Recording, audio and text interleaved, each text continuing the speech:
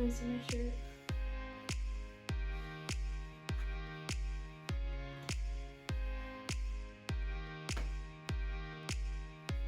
And it says my name on the back.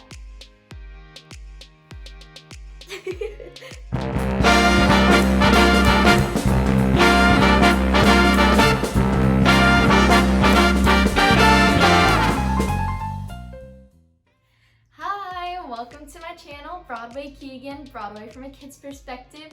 And today our topic is, if you haven't guessed it yet, Bye Bye Birdie!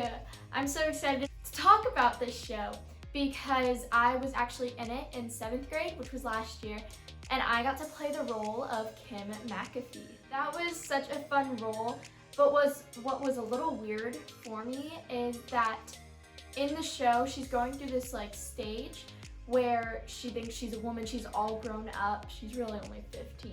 But when I did this, I was 12, and she was like, I'm all grown up, I'm just grown up and I know what I need to do when I need to do it. And there was this one song that she sang, and it's called How Lovely to Be a Woman. And right before it, she says, I can't wait to get settled down. And it was just really funny. And I was so young because I was 12. Everybody always laughed because I sing a song about how lovely it is to be a woman, and I'm not a woman, so that was the funny part about it. But it was really fun either way, and it was a really fun show. Bye Bye Birdie is basically about this rock star named Conrad Birdie. Bye Bye Birdie, yeah. Conrad Birdie, and he's really famous, but he gets drafted into the army. All of his fans are really devastated, but his songwriter, Albert Peterson, is actually the one struggling the most because he's losing his client going to the army.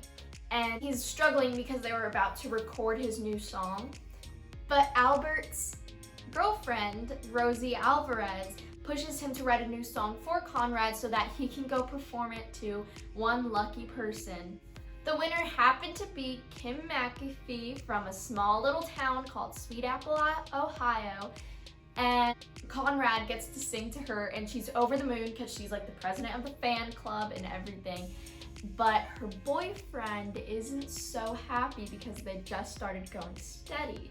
And going steady means like they're dating now. He's not too thrilled about this Conrad Birdie guy coming over to sing to his girlfriend and somewhat might kiss her.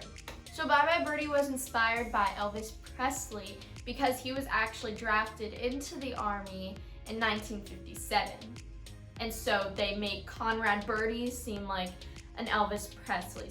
So Bye Bye Birdie is supposed to take place in 1958. Two of the settings are New York and Sweet Apple, Ohio, where they spend most of their time. So the book is by Michael Stewart, the music is by Charles Strauss, and the lyrics are by Lee Adams. So this musical, Bye Bye Birdie, won a Tony Award for Best Musical in 1961, and then they had a revival of Bye Bye Birdie in 2009.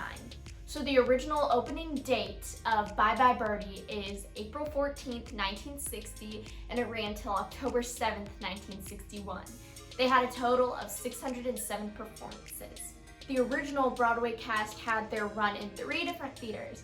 The first one was the Martin Beck Theater, the second one was the 54th Street Theater, and then the third one was the Schubert Theater.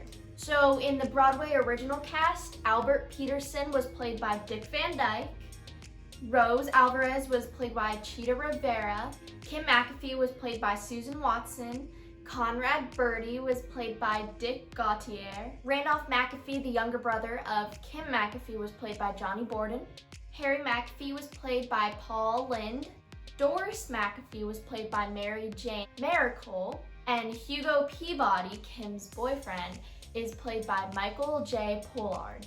In the 2009 revival cast of Bye Bye Birdie, Albert Peterson was played by John Stamos, you might know him from Full House. Rose Alvarez was played by Gina Gershon. Kim McAfee was played by Allie Trim. Conrad Birdie was played by Nolan Gerard Funk. Randolph McAfee was played by Jake Evan Schwenk. Harry McAfee was played by Bill Irwin. Doris McAfee was played by Dee Hotie. And Hugo Peabody was played by Matt Doyle. Bye!